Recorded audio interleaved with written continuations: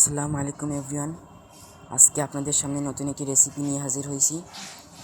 আজকে আপনাদেরকে কীভাবে ছোলা ভাজতে হয় তা দেখাবো। ছোলা ভাজতে গিয়ে অনেকেরই সমস্যা পড়তে পারে, তা আমার ভিডিওর মাধ্যমে শিখে যাবেন।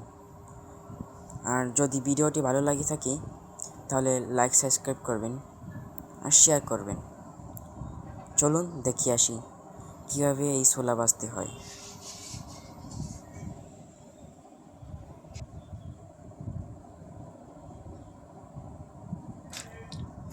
প্রথমে কয়েক টুকরা পেঁয়াজ আর কয়েক টুকরা কাঁচামরিচ দেবেন। তারপর স্বাদ মতো লবণ দিবেন। তারপর পরিমাণ মতো ছোলা দিবেন।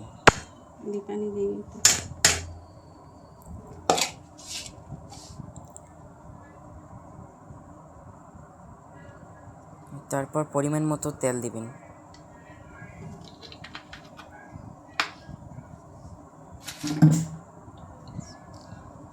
সামান্য পরিমাণ হলুদ দিবেন।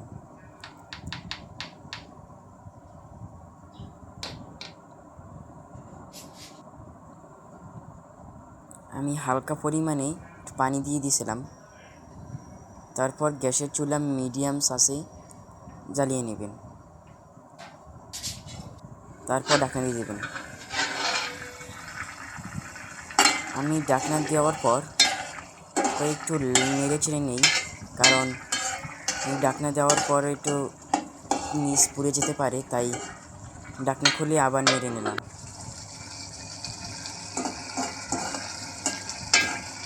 তারই মাঝখানে আপনার লবণ চেক করে নেবেন, কারণ লবণ কম বেশি হতে পারে, এটা স্বাভাবিক।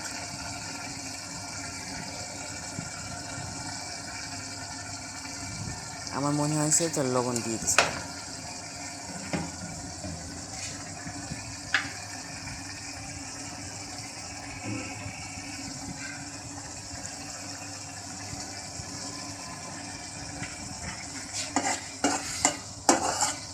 তারপর আরেকটু পুরট করে নিয়ে নিলাম।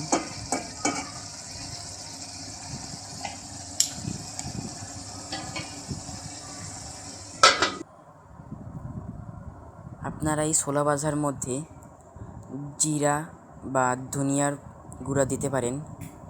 আমি এর মাঝখানে অ্যাড করেছিলাম, তা বলতে ভুলে গেছিলাম। আমি এর মাঝখানে জিরার গুঁড়া ধনিয়ার গুঁড়া অ্যাড করেছিলাম।